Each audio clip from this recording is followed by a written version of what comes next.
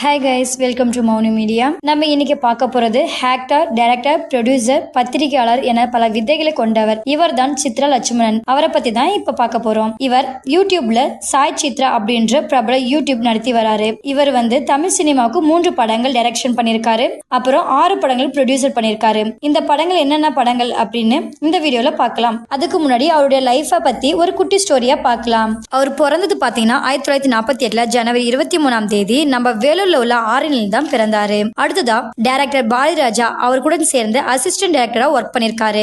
Next 1983 Gayathri films production company ஆரம்பிச்சாரு.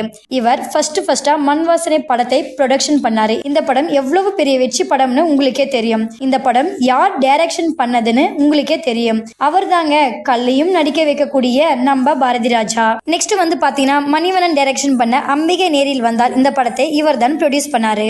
1984 C V Rajendran direction பண்ண வாழ்க்கை மூவி இவர் தாங்க ப்ரொடக்ஷன் பண்ணாரு. 1985 சி வி ராஜேந்திரன் டைரக்ஷன் பண்ண புதிய திருப்பு மூவியும் இவர் தாங்க ப்ரொடக்ஷன் பண்ணாரு. நெக்ஸ்ட் 1987 மணிவண்ணன் டைரக்ஷன் பண்ண ஜல்லிக்கட்டு மூவியை இவர் தாங்க ப்ரொடக்ஷன் பண்ணாரு. இந்த படம் எவ்வளவு பெரிய வெற்றி படம்னு எல்லாருக்கும் தெரியும். Next 1989 C V Rajendran direction பண்ண சின்னப்பா தாஸ் என்ற படத்தை இவர் தாங்க ப்ரொடக்ஷன் பண்ணாரு. அடுத்ததா இவர் சைட் ரோல நடிச்சு வந்த முக்கியமான மூவிஸ பார்க்கலாம். இவர் புதுமை பெண் படத்துல தான் அறிமுகமானாரு. தாவணி கனவுகள் படத்துல கெஸ்ட் ரோல நடிச்சிருக்காரு. நெக்ஸ்ட் ஜப்பானின் கல்யாணராமன் படத்துல முனுசாமியா கவுண்டமணியுடன் சேர்ந்து டைலாக் பேசி எல்லார் மனதிலும் இடம் பிடிச்சிருக்காரு. நெக்ஸ்ட் புதிய தீர்ப்பு படத்துல முரளி கேரக்டராக நடிச்சிருக்காரு.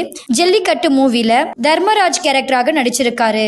சுந்தரி நீயும் சுந்தரன் நானும் மூவில ராமலிங்கம் கேரக்டராக நடிச்சிருக்காரு. உள்ளம் கொள்ளை போகுதே மூவில ஜோதிகா அப்பாவாக நடிச்சிருக்காரு. காதல் வைரஸ் மூவில கெஸ்ட் ரோல நடிச்சிருக்காரு. உன்னை நினைத்த மூவில வைத்தியலிங்கமாக நடிச்சிருக்காரு. நமக்கு பிடிச்ச படமான வசூல் ராஜா MBBS டாக்டர் காளிதாசா நடிச்சிருக்காரு. உணர்ச்சிகள் மூவில பாலாஜிக்கு ஃபாதராக நடிச்சிருக்காரு. பச்சை குதிரை படத்துல மாமியாருக்கு பர்சனல் அசிஸ்டண்டா ஒர்க் பண்ணிருக்காரு. வைத்தீஸ்வரன் மூவில கெஸ்ட் கேரக்டரா நடிச்சிருக்காரு.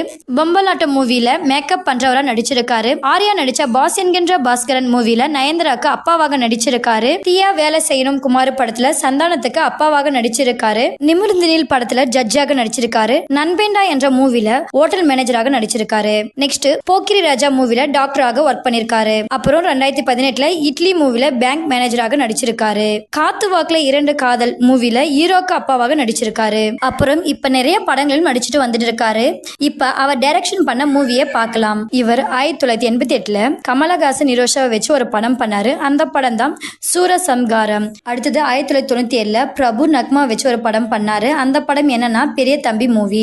நெக்ஸ்ட் 1997 கார்த்திக், ரோஜா, பிரியராமன் இவங்க எல்லாரும் சேர்ந்து நடிச்ச சின்ன ராஜா மூவியை டைரக்ட் பண்ணாரு. அடுத்ததா சன் டிவியில் ஒளிபரப்பான ஆனந்தம், கங்கா யமுனா சரஸ்வதி, இதயம், சொந்த பந்தம் இந்த சீரியல் நடிச்சிருக்காரு. அதுக்கப்புறம் ஜெயா டிவில அக்கா என்ற சீரியல் நடிச்சிருக்காரு.